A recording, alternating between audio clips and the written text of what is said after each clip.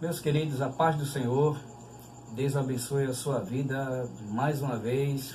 Eu sou o Diácono Fábio, este que vos fala, e mais uma vez vamos trazer algum texto da Bíblia e trazendo consequentemente a sua explicação. Hoje nós estaremos lendo um texto no Evangelho de Mateus, no capítulo de número 21, e o versículo de número 12. Capítulo 21 de Mateus, versículo 12, que discorre a respeito da purificação do templo, a passagem bem conhecida dentre nós, que diz assim: E entrou Jesus no templo de Deus, e expulsou todos os que vendiam e compravam no templo, e derribou as mesas dos cambistas e as cadeiras dos que vendiam pombas. Verso 13. E disse-lhes: Está escrito, a minha casa será chamada casa de oração, mas vós a tendes convertido em covil de ladrões. Deus abençoe. Queridos, esse texto, o qual nós acabamos de ler, do capítulo 21 de Mateus, ele fala a respeito do ato de purificação do templo.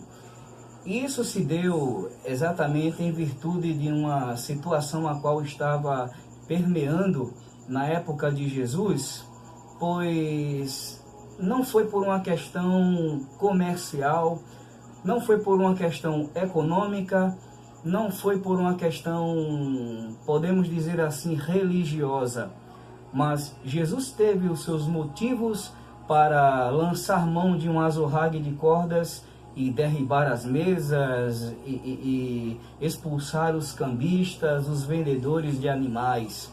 E no capítulo 21 e o verso 13, Jesus diz que estava escrito que a casa de seu pai seria chamada casa de oração, mas que os comerciantes inescrupulosos haviam a tornado um covil, essa expressão que Jesus usa, covil de ladrões. E analisando esse texto, nós podemos ter aqui algumas informações muito importantes para a nossa vida, como cristãos e como estudantes da Bíblia Sagrada. Mas devemos observar primeiro que a lei exigia, por uma questão de lei, a lei exigia que os visitantes que afluíam a Jerusalém, consequentemente a visitação do templo, e com o intuito de sacrificar no templo do Senhor, eles, por lei, tinham por obrigação de comprar os animais exatamente em Jerusalém. E como uma coisa está ligada e atrelada à outra, é claro, a possibilidade de vendedores, de comerciantes de animais, de ovelhas, de novilhos, de pombas, enfim, era necessária a presença dos vendedores de animais naquele lugar, pois a lei exigia que o sacrifício deveria ser comprado dentro de Jerusalém. Então, era necessária a presença dos vendedores de animais. Também os cambistas eram necessários naquele lugar, em virtude de cada região ter a sua moeda própria. Então, como alguns visitantes vinham de terras longínquas, da Galileia, de tantos lugares que circundavam a cidade de Jerusalém, a moeda ela tinha o intuito de trazer o valor para que aquele sacrifício pudesse ser comprado. Mas é claro, existiam os cambistas, que os cambistas tinham a função de trocar a moeda a qual estava nas mãos daquele visitante por moedas que eram aceitadas ou aceitáveis pelos judeus. Então era necessária tanto a presença dos vendedores de animais como os cambistas. Então não foi um problema comercial e não foi um problema econômico. A questão não era o comércio em si, mas onde ele se dava. O que despertou, vamos dizer, a ira de Jesus o zelo, para que ele pudesse de uma forma inesperada tomar aquela atitude e expulsar os cambistas, virar as mesas, chicotear quem sabe os animais e um ato de zelo singular, ele afirmar que a casa de seu pai era casa de oração e não um covil de raposas. Então não era por uma questão comercial, econômica, nem tampouco religiosa. O templo o qual foi construído, o Templo de Jerusalém, que foi reconstruído, o primeiro templo foi construído por Salomão, mas foi destruído com a queda de Jerusalém pelo rei Nabucodonosor por Babilônia. Ele, séculos depois, foi reconstruído pelo rei Herodes o Grande. E este templo, ele tinha uma dimensão gigantesca. E é claro, como os judeus não permitiam a entrada de gentios naquele lugar, gentios eram pessoas que não faziam parte da nação de Israel, não tinham sangue judeu, então não era permitido por uma questão religiosa, por uma questão de cultura. Mas como Deus é muito grande, como diz no livro de Jó, porém a ninguém despreza, Deus pensou de forma sublime e desenhou, permitiu que se desenhasse no templo lugares onde tanto judeu como gentio pudessem adorar. Então, como os gentios não tinham acesso à entrada do templo, a parte interna do templo, existia um pátio que ficava do lado chamado Pátio dos Gentios, como também as mulheres possuíam o seu lugar, o Pátio das Mulheres, onde do lado de fora se adoravam a Deus. Pátio das mulheres, Pátio dos Gentios. Então, a problemática gira em torno do seguinte: algumas especulações, e a primeira especulação, ela diz que o Pátio dos Gentios, segundo a teologia, ele fazia a divisão, ou a parede do templo fazia a divisão desse pátio, e os judeus que estavam dentro do templo orando, as suas orações eram ouvidas pelos gentios que não podiam entrar, mas ficava do lado do templo, no Pátio dos Gentios, um espaço que era só deles.